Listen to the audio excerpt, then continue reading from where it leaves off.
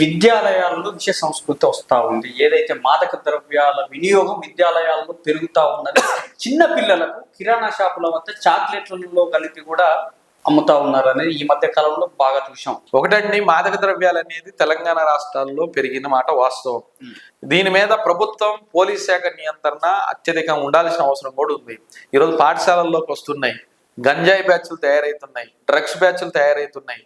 వాళ్ళ వ్యాపార వృద్ధి కోసం, లాభాల కోసం, డబ్బుల కోసం ఇది అమ్ముకోవాలి. ఎక్కడ అమ్ముకోవాలి? ఎక్కువ మంది దీన్ని అలవాటు చేయాలి. అలవాటు చేయాలంటే వాళ్ళకున్న ఏకైక సోర్సు విద్యార్థులు, యువతే. కాబట్టి యువత మీద, విద్యార్థుల మీద దీన్ని ప్రయోగం చేస్తున్నారు.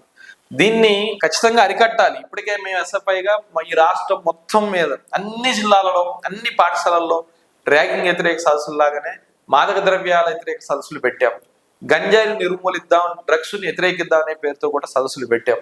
ప్రభుత్వాలు బాధ్యత తీసుకోవాలి, పర్యవేక్షణ చేయాలి. అయితే ప్రభుత్వాలు, పోలీసుల బాధ్యత కంటే అత్యధిక అవసరం ఈరోజు తల్లిదండ్రుల బాధ్యత ఎక్కువ ఉండాలి.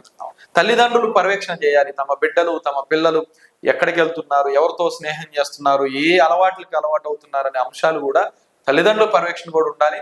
ఆ రూపంలోనే గంజాయి, డ్రగ్స్ నిర్మూలించగలం.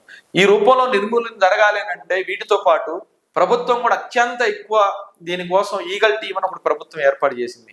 ఆ ఈగల్ వ్యవస్థను బలోపేతం చేయాలి. ప్రతి మండలంలో, ప్రతి స్కూళ్ళలో దీని మీద ఒక ప్రత్యేకంగా నిఘా పెట్టాల్సిన అవసరం ఉంది. ఆ రూపంలో పెట్టి విద్యార్థులకి, అలవాట్లకి అడిక్ట్ కాకుండా జాగ్రత్తలు తీసుకునే ప్రయత్నం చేయాలి. గంజాయి ఎక్కడ పండుతుందో పండుతున్న దగ్గర అడ్డుకునే ప్రయత్నం చేయాలి. చాలా మంది ప్రభుత్వ అధికారులు కూడా కొన్ని లంచాలు తీసుకోనో, ఇది పత్రికలు వస్తున్నాయి, గంజాయి చూసి చూడనట్టు వదిలేస్తున్నట్టు కూడా ఇది ఉన్నాయి.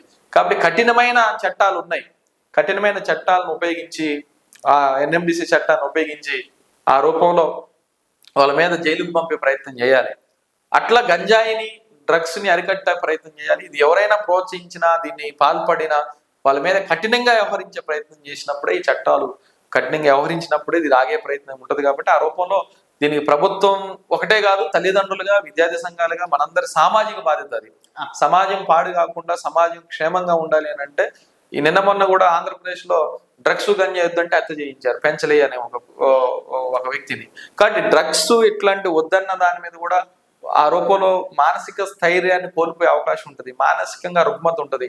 ఏదన్నా అంటే కూడా ఏం చేస్తున్నారో తెలియని పరిస్థితి ఉంటుంది. కాబట్టి డ్రగ్స్ని, గంజాయిని అరికట్టడం సామాజిక బాధ్యతగా తీసుకోవాలి. ప్రభుత్వం కూడా దానికి తోడ్పాటును అందించి దీన్ని నిర్మూలించే ప్రయత్నం చేయాలి.